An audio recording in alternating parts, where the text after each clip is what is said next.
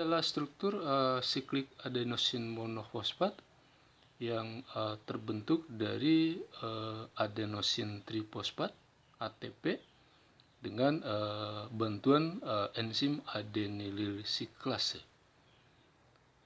Semua reseptor yang bekerja melalui pengaturan kadar CAMP ini selalu terkoneksi dengan satu jenis protein yang disebut dengan stimulatory G protein atau GS. Nah, protein inilah yang kemudian mengaktifkan adenylyl siklase, mengubah ATP menjadi CAMP. Salah satu jenis enzim yang aktivitasnya diatur oleh CAMP adalah fosfokinase A. Fosfokinase A dalam keadaan tidak aktif, subunit regulatori dan subunit katalitiknya itu saling berikatan. Kalau terjadi peningkatan kadar siklik AMP di dalam sel, maka siklik AMP akan berikatan pada subunit regulatori ini, sehingga subunit ini berubah struktur tiga dimensionalnya.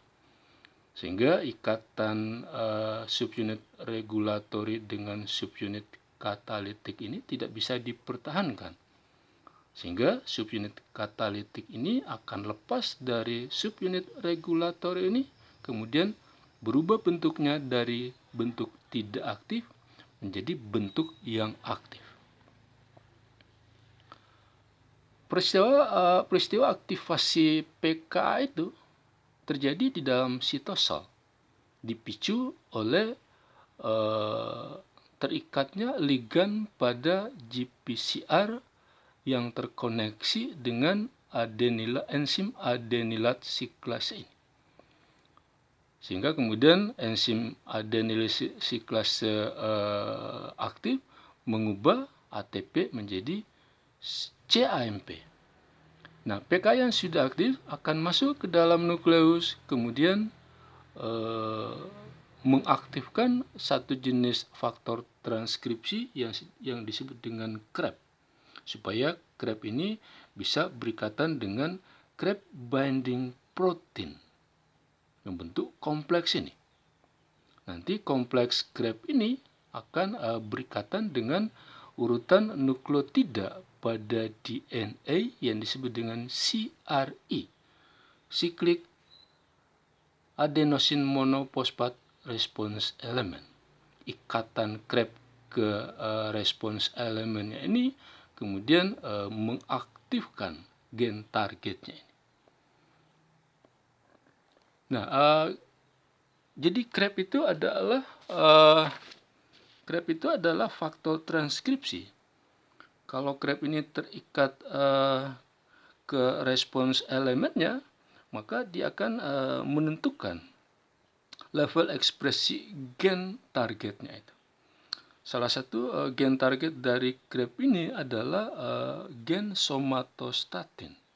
Somatostatin sendiri adalah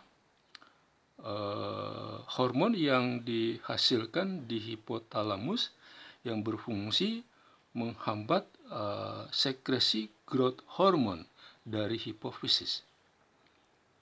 Gen lain yang ekspresinya diatur oleh CREB adalah corticotropic releasing hormone yang diproduksi di hipotalamus yang berfungsi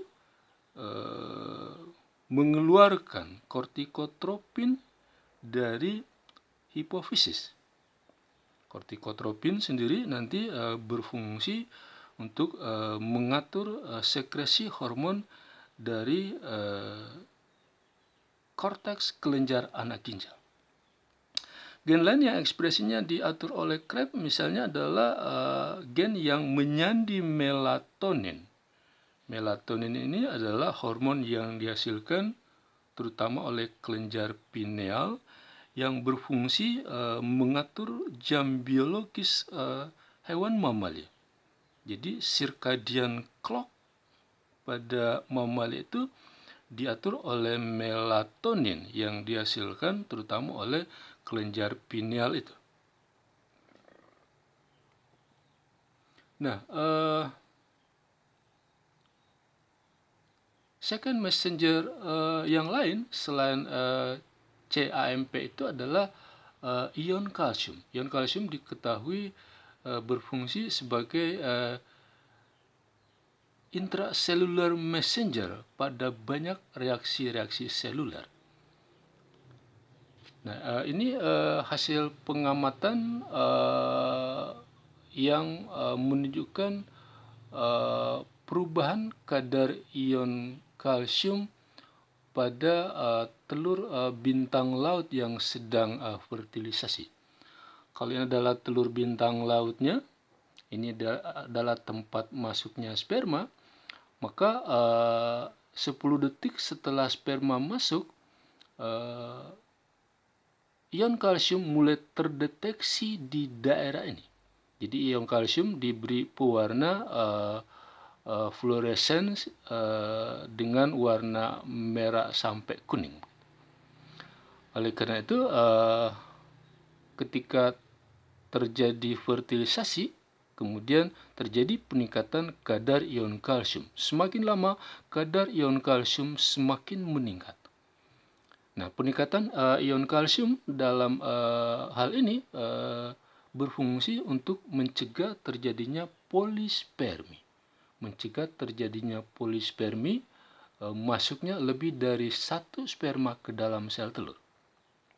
Fungsi lain dari peningkatan kadar ion kalsium itu adalah merangsang dimulainya tahap awal perkembangan embrio. Nah, peningkatan kadar ion kalsium ini ternyata dipicu oleh satu jenis enzim yang disebut dengan fosfolipase C yang terdapat pada membran sel sperma yang berfusi dengan sel telur. Nah, fosfolipase C ini berfungsi untuk memecah salah satu lemak yang menyusun membran sel yang disebut dengan fosfatidilinositol. Fosfatidilinositol ini kalau ketemu dengan fosfolipase C, nanti dia akan pecah menjadi diasil gliserol dan inositol trifosfat. Nah, inositol trifosfat inilah yang kemudian akan berikatan dengan protein channel yang ada pada membran retikulum endoplasma, sehingga channel tadi akan terbuka sehingga isi Ca2+ yang ada di dalam kompartemen retikulum itu akan dikeluarkan ke dalam sitosol. Jadi konsentrasi ion kalsium di dalam sel diatur sedemikian rupa sehingga kadar Ca2+ di dalam sitosol jauh lebih rendah dibandingkan dengan yang ada di kompartemen sel maupun yang ada di ekstraseluler. Ada beberapa protein transporter yang berfungsi mengerjakan pekerjaan tersebut. Ada yang disebut dengan antiporter Na+, Ca2+, memaksa Ca2+ meninggalkan selnya ditukar dengan ion Na+. Ada uniporter Ca2+, memaksa Ca2+ meninggalkan sel dengan energi yang berasal dari hidrolisis ATP. Nah, pada kompartemen sel seperti retikulum endoplasma juga ada transporter, tepatnya uniporter yang memaksa Ca2+ masuk ke dalam lumen retikulum endoplasma. Kemudian pada membran dalam mitokondria ada symporter Ca2+ yang memaksa Ca2+ masuk ke dalam mitokondria. Nah, Ca2+ yang lain yang ada di dalam sitosol itu diikat oleh satu jenis molekul yang disebut dengan calcium binding molecule. Nah, ada 3 tipe utama channel Ca2+ yang bekerja di jalur signaling yang menggunakan Ca2+ ini. Ada yang disebut dengan IP3 gated CA2 plus release channel. Itu ditemukan pada membran retikulum endoplasma. Jadi channel ini bisa terbuka, bisa tertutup. Terbuka kalau ada inositol trifosfat yang terikat pada protein channel ini.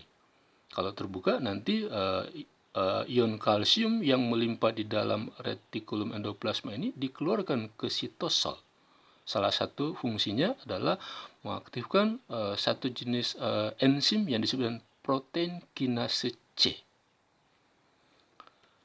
Nah, channel Ca2 plus yang lain adalah voltage dependent Ca2 plus channel. Ini terdapat pada membran plasma sel.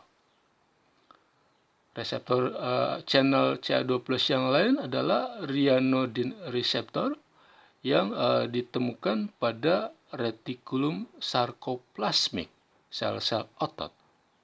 Ryanodin reseptor juga ditemukan pada sel-sel saraf.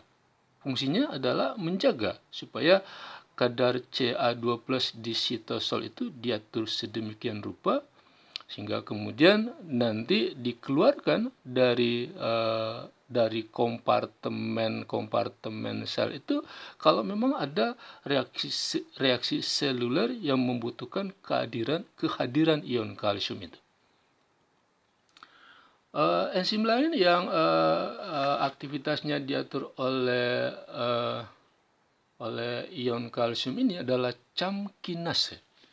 CAM kinase ini diduga